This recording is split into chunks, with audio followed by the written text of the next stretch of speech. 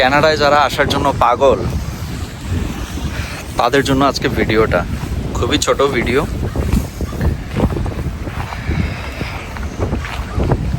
অফিসে যাচ্ছি তো বাস স্টপে অনেকক্ষণ দাঁড়িয়ে থেকে তারপর বাসে উঠলাম, কিন্তু আনফর্চুনেটলি আমার এখানে তো বাস কার্ড থাকে, ওই কার্ডটা দিয়ে পে করতে হয় টাকা।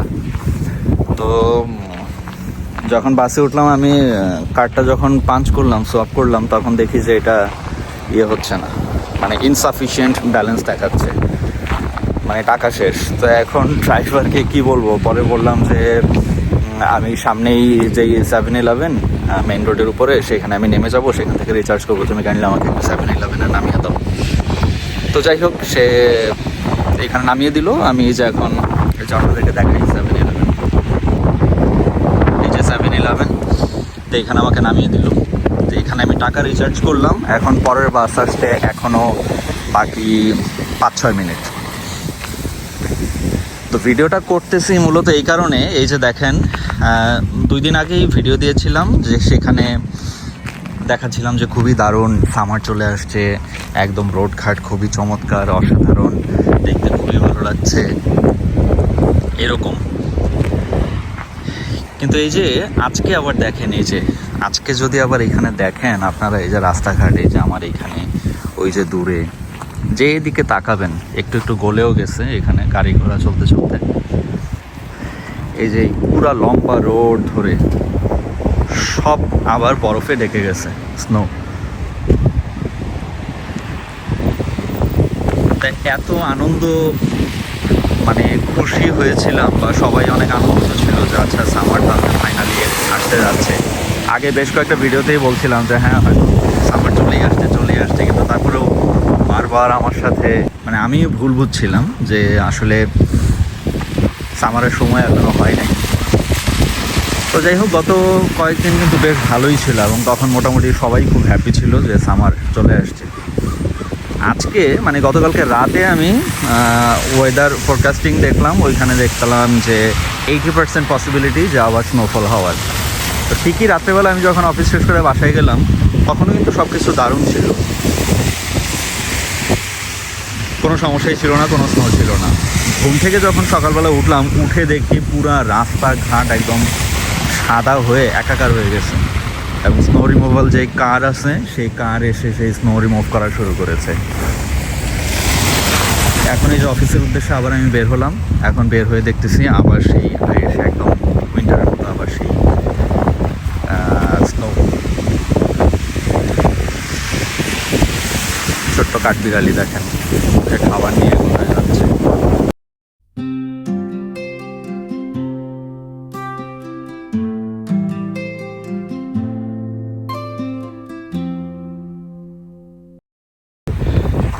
তা এখন যারা কানাডা করেন, তাদের সেকেন্ড থট না, 4টা-5টা থট দিতে হবে যে আপনারা কি কানাডায় আসবেন কিনা।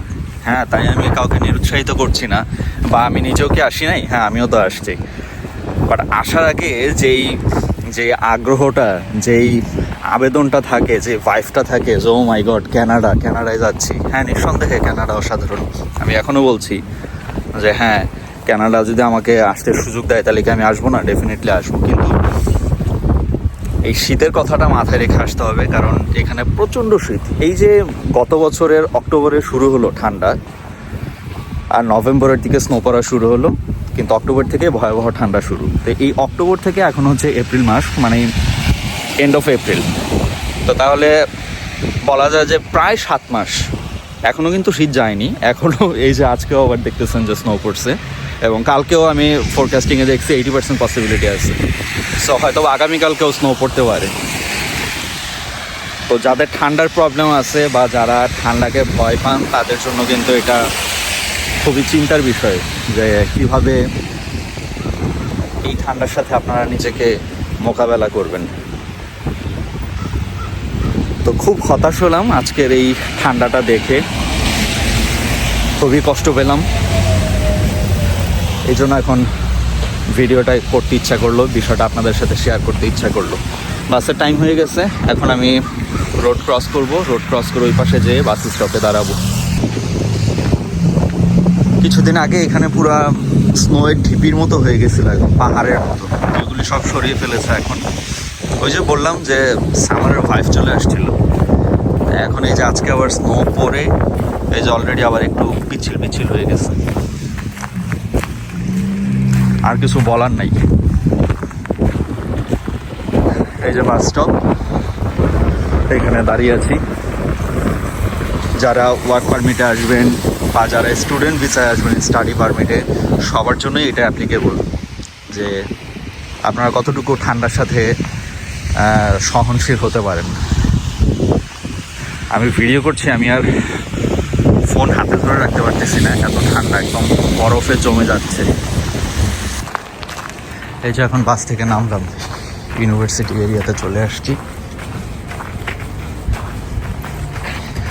কালকেও এখানে একদম কিছুই ছিল না, একদম পরিষ্কার রাস্তা ছিল, কোনো স্নো ছিল না, একদম পিচ ঢালাই রাস্তা, পরিষ্কার দেখা যেত। এবং এই ঘাসগুলিও আপনাদের সাথে শেয়ার করেছিলাম যে একদম সবুজ হয়ে গেছে ঘাস, ধূসর কালার ছিল। আর আজকেই দেখেন আবার স্নোতে কি অবস্থা, এত বোরিং।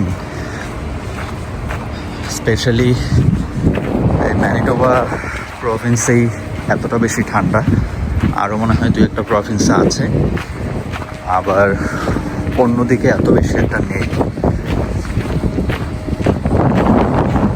কিন্তু অনেকে আবার ম্যানিটোবা প্রেফার করে সেটেল হওয়ার জন্য। এই প্রভিন্সটা খুবই ফ্রেন্ডলি, খুব সহজে এখানে পিআর পাওয়া যায়, ওয়ার্ক পারমিট পাওয়া যায়, এই জন্য। হ্যাঁ ভাই, क्या हुआ? हाँ जा रहे हो ना अभी, हो गया आपका?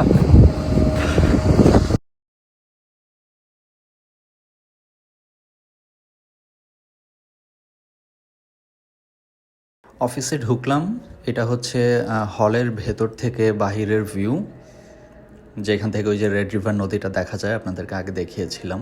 আর এটা পুরোটা হচ্ছে লম্বা রোড চলে গেছে, পুরোটাই একদম মানে সাদা হয়ে গেছে স্নোতে।